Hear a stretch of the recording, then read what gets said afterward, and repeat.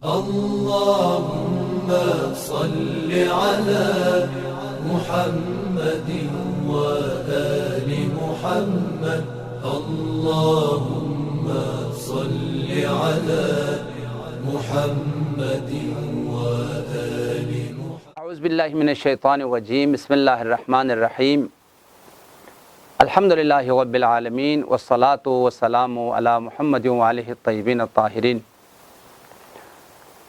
اما بعد فقد قال رسول اللہ صلی اللہ علیہ وآلہ وسلم اولہ رحمۃ واوسطہ مغفرۃ وآخرہ عتق من النار. شہر رمضان شہر عظیم یضاعف فیہ الحسنات ویرفع فیہ درجات ویمحو فیہ سیئات. مومنین کرام، رمضان کی فضیلت اور رمضان کی عظمت، مقام و منزلت رمضان، اس حوالے سے ہماری گفتگو ہے. ہم رمضان کی عظمت کو، فضیلت کو، مقام کو، منزلت کو جان لیں اور سمجھ لیں، اور پھر معرفت کے ساتھ عبادتوں کو اگر ہم انجام دیں تو پھر ہماری عبادتوں کا ثواب اور اجر کئی گنا جو ہے وہ بڑھ جاتا ہے، اور پھر خدا کی طرف سے زیادہ ہمیں رحمتیں اور عنایات الہی، الطاف الہی جو ہے وہ حاصل ہوتے ہیں. لہذا عزیزان گرامی، رمضان کی فضیلت کے حوالے سے سرور کائنات نے فرمایا رمضان المبارک کا پہلا جو عشرہ ہے وہ عشرہ رحمت ہے. جب رمضان کا پہلا عشرہ اور خاص طور پر پہلی رات آتی ہے تو خدا کی طرف سے فرشتوں کو حکم دیا جاتا ہے کہ رحمت کے دروازے کھول دو، مغفرت کے دروازے کھول دو، آسمان کے دروازے کھول دو، جنت کے دروازے اور تمام عنایات اور الطاف الہی کے دروازے کھول دو. روایت میں آیا ہے، سرور کائنات نے فرمایا کہ اللہ کی طرف سے جنت کے مالک کو حکم ہوتا ہے، یا مالکو افتح ابواب الجنان، اے مالک مومنین کے لیے، روزے داروں کے لیے تم جنت کے دروازے کھول دو. رمضان وہ مہینہ ہے جس میں اللہ تعالیٰ نے جنت کے دروازوں کو بندوں کے لیے کھول دیا ہے، رحمت کے دروازوں کو کھول دیا ہے، مغفرت کے دروازوں کو کھول دیا ہے، آسمان کے دروازوں کو کھول دیا ہے. اور ساتھ ساتھ یہ جملہ بھی فرمایا، اب بندوں کو ندا دو، فہل من تائب یتوب ہل من مستغفر یستغفر. ہے کوئی بندہ جو بارگاہ الہی میں اس بہترین فرصت سے، اس بہترین موقع سے استفادہ کرے اور اپنے گناہوں کی مغفرت کے لیے دعا مانگے؟ اگر کوئی گناہ کی مغفرت کی اگر دعا کرتا ہے تو میں اس کے گناہ کو بخش دیتا ہوں. اگر وہ اپنے گناہوں کے یاد کر کے ندامت اور پشیمانی کے آنسو بہاتے ہیں، بارگاہ الہی میں پلٹ کے توبہ کرتے ہیں تو میں اس کی توبے کو قبول کر لیتا ہوں. کوئی ہے حاجت مند جو اپنی حاجت کو بارگاہ الہی سے طلب کرے؟ میں بندوں کے حاجات کو، دعاؤکم فیہ مستجاب، جو بھی دعا مانگے میں اس کی دعا کو مستجاب کر لیتا ہوں. لہذا پہلا جو عشرہ ہے وہ عشرہ رحمت ہے. رحمتوں کے دروازے کھل جاتے ہیں اور ہر طرف خدا کی رحمت کا سایہ ہے. اور دوسرا جو عشرہ ہے، سرور کائنات نے فرمایا وَأَوْسَطُهُ عِتْقٌ مِّنَ النَّارِ. درمیانی جو عشرہ ہے وہ عشرہ جہنم سے آزادی. دوسرا جو عشرہ ہے وہ گناہوں کی مغفرت کا عشرہ ہے. وَأَوْسَطُهُ مَغْفِرَةٌ. درمیانی جو عشرہ اور 10 دن ہے وہ مغفرت کا عشرہ ہے. جتنے بھی گناہ گار ہے، جتنے بھی خطا کار ہے، جو بھی خدا کی بارگاہ میں پلٹ چکے ہیں، توبہ کرتے ہیں، ندامت اور پشیمانی کے آنسو بہاتے ہیں، پروردگار عالم ان کے گناہوں کو بخش دیتا ہے. فرمایا اوسطہ مغفرۃ. درمیانی جو عشرہ ہے وہ عشرہ مغفرت ہے. اور آخری جو عشرہ ہے وہ ایک انتہائی اہم ترین اور فیصلہ کن عشرہ ہے. اسی عشرے میں قرآن کا نزول ہے، اسی عشرے میں شب قدر ہے، اور اسی عشرے میں سرور کائنات اعتکاف کرتے تھے. اور وہی عشرہ جو ہے وہ ایک فیصلہ کن جو ہے وہ عشرہ ہے. کتنے لوگ جہنم سے نجات پا چکے ہیں، کتنے لوگوں نے اپنی تقدیر میں جنت لکھوا چکے ہیں، کتنے لوگوں کی مغفرت ہوئی، کتنے لوگوں کو اللہ تعالیٰ نے پریشانیوں سے، بیماریوں سے، مشکلات سے نجات دی. وہ اب آخری عشرے میں یہ تقدیر نامہ جو ہے وہ لکھا جاتا ہے.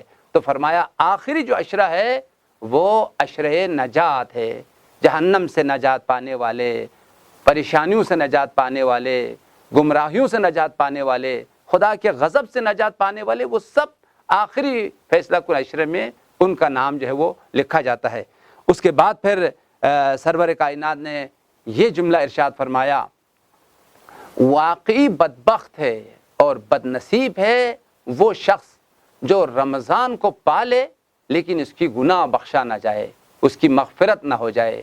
فَإِنَّ الشَّقِيَّ مَنْ حَرُمَ غفران اللہ فی هذا الشہر العظیم۔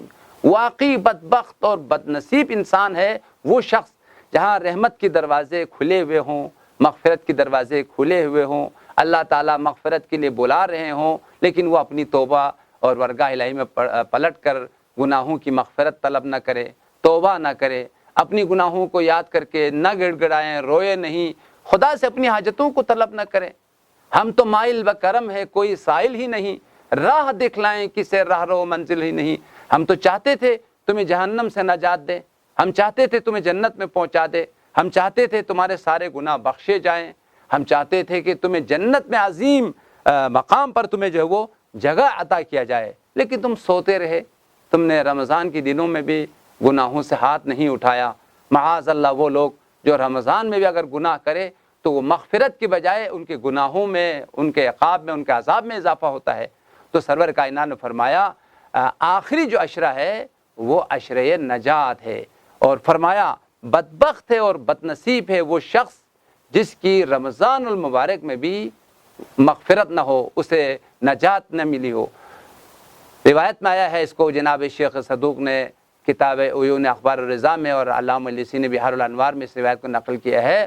سرور کائنات نے فرمایا میری امت میں سے 3 شخص جو ہے وہ بدبخت ہے، بد نصیب ہے اور شقی انسان ہے۔ سب سے پہلے فرمایا من ادرک رمضان فلم یغفر، وہ شخص جو رمضان کو پا لے لیکن وہ توبہ نہ کرے، وہ بارگاہ الہی میں اپنے گناہوں کو یاد کر کے مغفرت طلب نہ کرے، اور جس کے گناہ بخشے نہ گئے ہوں وہ بدبخت اور بد نصیب ہے۔ پوری کائنات میں مومنین کو اللہ تعالیٰ نے بخش دیا، ان کو جنت عطا کی، ان کے درجات کو بلند کیے گئے، لیکن کچھ ایسے بد نصیب لوگ بھی ہیں کہ وہ معاذ اللہ رمضان میں عبادت کے بجائے معصیت کرتے رہے، اطاعت کے بجائے جو ہے وہ خدا کی نافرمانی کرتے رہے۔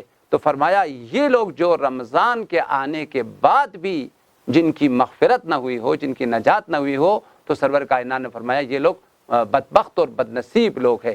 یہی جملہ حضرت امام صادق علیہ الصلوۃ والسلام کا فرمان ہے، من لم یغفر فی شہر رمضان لم یغفر فی غیرہ من الشہور، اگر کسی کی گناہ رمضان میں بخشے نہ جائے تو پھر کسی اور مہینے میں اس کی مغفرت نہیں ہوتی، اس کے گناہ کو خدا نہیں بخشتا۔